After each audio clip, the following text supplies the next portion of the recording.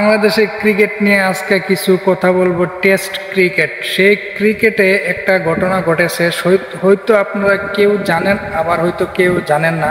তো আসেন মূলত ঘটনাটা কি আপনাদেরকে বলি। পুরো ভিডিওটা আপনারা স্কিপ না করে যদি আপনারা ধৈর্য সহকারে শুনেন তাহলে বুঝতে পারবেন।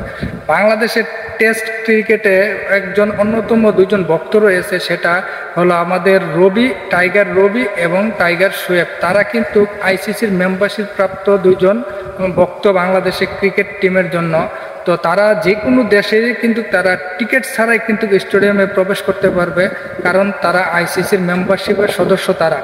তো বাংলাদেশে এবং ইন্ডিয়া যে ম্যাচটা এখন টেস্ট ম্যাচটা চলতেছে সেটা কিন্তু আমরা অনেকেই জানি, কিন্তু এই টেস্ট ম্যাচে কিন্তু বাংলাদেশের টাইগার রবিকে তারা কিন্তু পতাকা নিয়ে ঢুকতে দেওয়া হইতেছিল না। কারণটা কি ভাই জানেন? কারণটা হলো এটাই, কারণ বাংলাদেশ এবং ভারতের যে বর্তমানে যে পরিস্থিতিটা রয়েছে সেই পরিস্থিতিটার কারণেই কিন্তু টাইগার রবি এখন কিন্তু বিপর্যস্ত হয়ে পড়তেছে। কেননা টেস্ট ক্রিকেটে বাংলাদেশে একজন অন্যতম প্লেয়ার রয়েছে, আপনারা জানেন যে খুব সুনামধন্য প্লেয়ার রয়েছে, সেটা হলো বাংলাদেশের ডিপেন্ডেবল বলে আমরা অনেকেই চিনি।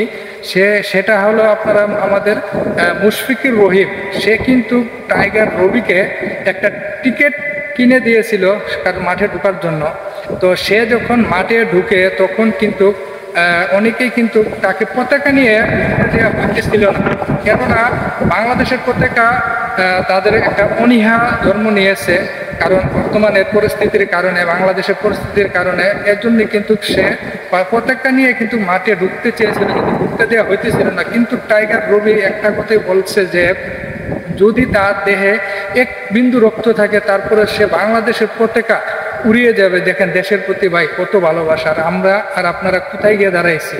তাই আমাদের উচিত দেশের প্রতি ভালোবাসা দেখানো। সে কিন্তু বলেছে যদি সে বুক পেতে যদি গুলিও যদি করে তাকে, তারপরে কিন্তু সে ওই ইন্ডিয়া ক্রিকেট স্টেডিয়ামে টেস্ট খেলা চলাকালীন সময়ে কিন্তু সে বলছে যে বাংলাদেশের পতাকা উড়িয়ে যাবেই। কিন্তু অনেকেই কিন্তু তাকে অনেক বাজেভাবে মন্তব্য করেছে, তার বাপ মাকে নিয়েও কিন্তু অনেকভাবে বাজেভাবে মন্তব্য করা হয়েছে।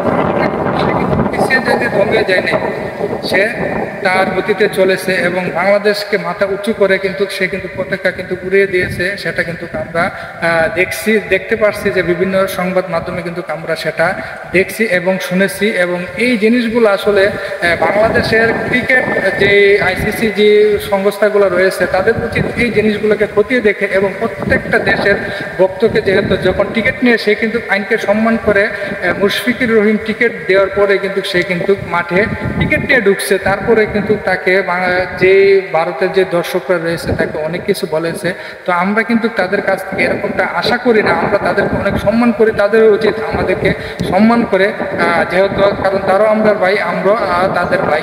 সেই জিনিসটাই কিন্তু লক্ষ্য রেখে কিন্তু আমরা যদি একটু চিন্তা ভাবনা করি তাহলে কিন্তু এরকমটা যেহেতু একটা স্টেডিয়ামের এক দেশ থেকে একটা টাইগার ভক্ত যখন আরেকটা স্টেডিয়ামে আরেকটা সেই স্টেডিয়ামে যাবে, তো তাদের উচিত তাদেরকে যথাযথ সম্মান প্রদর্শন করা এবং সম্মান করা, এটাই তাদের প্রধান দায়িত্ব হতে পারে।